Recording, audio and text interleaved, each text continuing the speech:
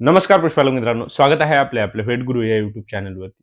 मित्रांनो, आजच्या व्हिडिओमध्ये आपण एल्विरा या कंपनीच्या बोलस इस्ट्रोप या गोळ्यांचा वापर आपल्या गायीमध्ये, म्हैसमध्ये, कालवडींमध्ये कशा पद्धतीने करायला पाहिजे, की ज्यामुळे आपल्याला आपल्या या पशूंमध्ये त्यांच्या दोन वेतांमधील जे काही अंतर आहे, तर ते कमी करण्यासाठी फायदा आपल्याला पाहायला मिळू शकतो.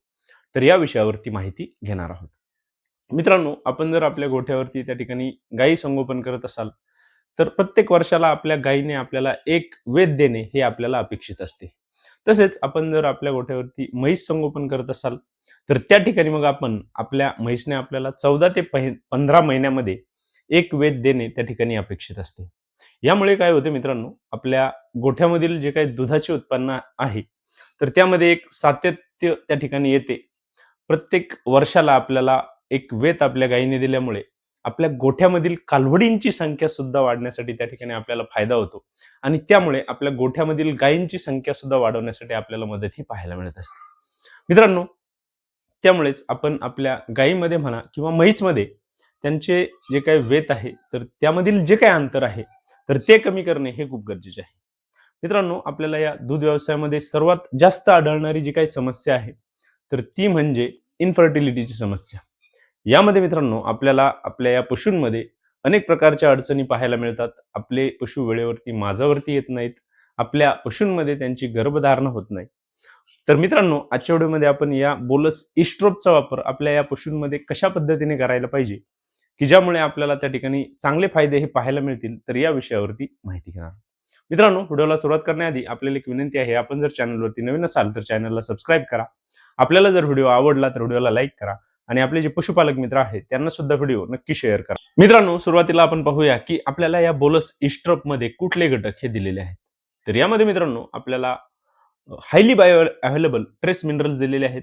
त्यासोबतच आपल्याला इसेन्शियल विटॅमिन्स आहेत. त्यासोबतच आपल्याला इसेन्शियल अमायनो ऍसिड्स आहेत आणि अँटीऑक्सिडंट दिलेले आहेत. मित्रांनो, आपल्याला इस्ट्रोप गोळ्यांमध्ये हे जे घटक दिलेले आहेत, तर यांच्यामुळे आपल्याला या गोळ्यांचा जो काही रिझल्ट आहे, तर तो अतिशय चांगला आपल्या पशूंमध्ये पाहायला मिळतो. मित्रांनो, या इस्ट्रोप गोळ्यांचा वापर आपण आपल्या पशूंमध्ये कुठे करायचा आणि या गोळ्यांच्या वापरामुळे आपल्याला आपल्या पशूंमध्ये कुठले फायदे होतात, तर ते आता आपण पाहूया. सर्वात पहिला जो काही फायदा होतो, तर तो म्हणजे आपल्या ज्या पशूंमध्ये आपल्याला ॲनस्ट्रसच्या समस्या येतात, तर त्या पशूंमध्ये आपण या गोळ्यांचा वापर हा करू शकतो. मित्रांनो, आपल्या गोठ्यामध्ये असणारे जे काही पशु आहेत, तर त्यांच्यामध्ये बऱ्याच वेळा आपल्याला माझावरती न येणे किंवा त्यांचा जो काही माज आहे, तर तो प्रॉपर न दाखवणे, या समस्या त्या ठिकाणी दिसत असतात. आपल्या पशूंमध्ये व्यायल्यानंतर खूप दिवस त्या ठिकाणी उलटून जातात, तरीही आपले पशु माझावरती येत नाहीत.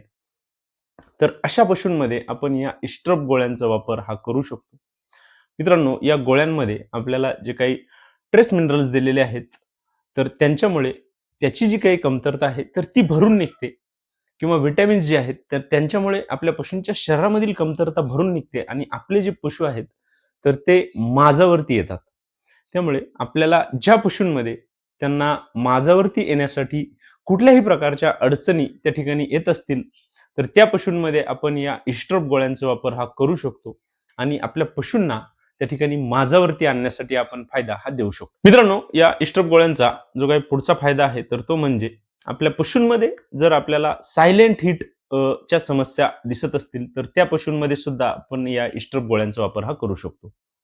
मित्रांनो, बऱ्याच वेळा आपल्याला आपल्या पशूंमध्ये ते माझावरती तर येतात, परंतु त्यांचा माज आपल्याला त्या ठिकाणी ओळखण्यासाठी अडचणी पाहायला मिळतात. तर त्यालाच आपण सायलेंट हिट म्हणतो. तर अशा पशूंमध्ये आपण या इस्ट्रोप गोळ्यांचा वापर हा करू शकतो आणि आपल्या पशूंना त्यांची जी काही सायलेंट हिटच्या समस्या आहेत, तर त्या दूर करण्यासाठी आपण चांगला फायदा हा देऊ शकतो. मित्रांनो, पुढचा जो काही फायदा या इस्ट्रोप गोळ्यांचा आपल्याला आपल्या पशूंमध्ये पाहायला मिळतो, तर तो म्हणजे ज्या पशूंमध्ये आपल्याला रिपीट ब्रीडिंगच्या समस्या येत असतील, आपले जे पशु आहेत, तर ते वेळेवरती माझावरती येतात, परंतु वारंवार त्या ठिकाणी ते रिपीट होऊ राहिलेले आहेत. तर अशा पशूंमध्ये आपण या इस्ट्रोप गोळ्यांचा वापर करू शकतो. त्या पशूंमध्ये त्यांची गर्भधारणा वेळेत करण्यासाठी आपल्याला नक्कीच चांगला फायदा या इस्ट्रोप गोळ्यांचा त्या ठिकाणी पाहायला मिळेल. त्यासोबतच मित्रांनो, आपल्या पशूंमध्ये आपल्याला ज्या काही वंध्यत्वाच्या समस्या येतात, तर त्या दूर करण्यासाठी सुद्धा आपण या इस्ट्रोप गोळ्यांचा वापर त्या ठिकाणी करू शकतो. पुढचा जो काही फायदा या इस्ट्रप गोळ्यांचा आपल्याला आपल्या पशूंमध्ये पाहायला मिळतो तर तो म्हणजे बऱ्याच वेळा आपल्याला आपल्या पशूंमध्ये अर्ली एम्ब्रॉयनिक डेथच्या समस्या पाहायला मिळतात. आपले पशु वेळेवरती माझ्यावरती येतात, आपण त्यांची AI करतो, परंतु काही दिवसानंतर त्यांचा गर्भपात जो होणे आहे तर त्या समस्या आपल्याला पाहायला मिळतात. तर त्यालाच आपण अर्ली एम्ब्रॉयनिक डेथ म्हणतो. तर त्या समस्या दूर करण्यासाठी सुद्धा आपण या इस्ट्रोप गोळ्यांचा वापर आपल्या पशूंमध्ये करू शकतो आणि आपल्या पशूंमध्ये आपल्याला या ज्या काही अर्ली एम्ब्रॉयनिक डेथच्या समस्या आहेत तर त्या दूर करण्यासाठी आपण या गोळ्यांचा फायदा हा देऊ शकतो. मित्रांनो, आपण या इस्ट्रोप गोळ्यांचा वापर आपल्या पशूंमध्ये केल्यानंतर आपल्याला होणारे जे काही फायदे आहेत तर ते म्हणजे आपले पशु वेळेवरती माझ्यावरती येतील, त्यांच्यामध्ये सायलेंट हिटच्या समस्या दूर झालेल्या आपल्याला पाहायला मिळतील, आपल्या पशूंमध्ये रिपीट ब्रीडिंग त्या ठिकाणी दूर झालेली आपल्याला दिसेल, आपले पशु जे आहेत तर ते वेळेवरती गर्भधारणा होण्यासाठी त्यांना मदत होईल, आपल्या पशूंच्या 2 वेतांमधील जे काही अंतर आहे तर ते कमी करण्यासाठी आपल्याला फायदा होईल, आपल्या पशूंमध्ये त्यांना ज्या काही अर्ली एम्ब्रॉयनिक डेथच्या समस्या येतात तर त्या दूर झालेल्या आपल्याला पाहायला मिळतील.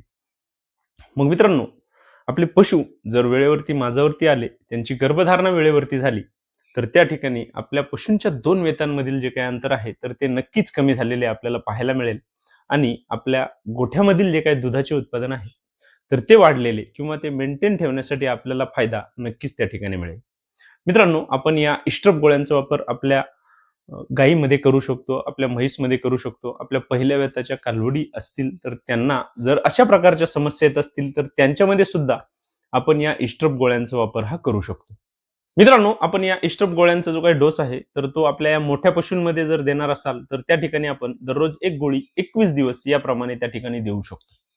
मित्रांनो, या इस्ट्रोप गोळ्यांचा जो काही वापर आहे तर तो आपण आपल्या पशूंमध्ये जर त्यांना सायलेंट हिट असेल किंवा आपले पशु ॲनस्ट्रसच्या समस्या असतील तर त्यांच्यामध्ये दररोज 1 गोळी 21 दिवस आणि आपल्या ज्या पशूंमध्ये आपल्याला रिपीट ब्रीडिंग असेल, अर्ली एम्ब्रॉयनिक डेथच्या समस्या असतील तर त्या पशूंमध्ये आपण त्यांची AI केल्यानंतर रोज 1 गोळी 21 दिवस याप्रमाणे त्या ठिकाणी देऊ शकतो.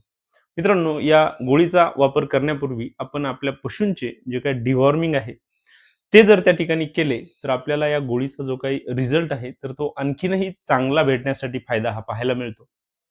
त्यामुळे आपण या गोळीचा वापर करण्यापूर्वी आपल्या पशूंचे एकदा जंत निर्मूलन त्या ठिकाणी करून घ्या. मित्रांनो, आपल्या या दुग्ध व्यवसायामध्ये आपण आपल्या पशूंची वेळेवरती गर्भधारणा करणे हे खूप महत्त्वाचे आहे.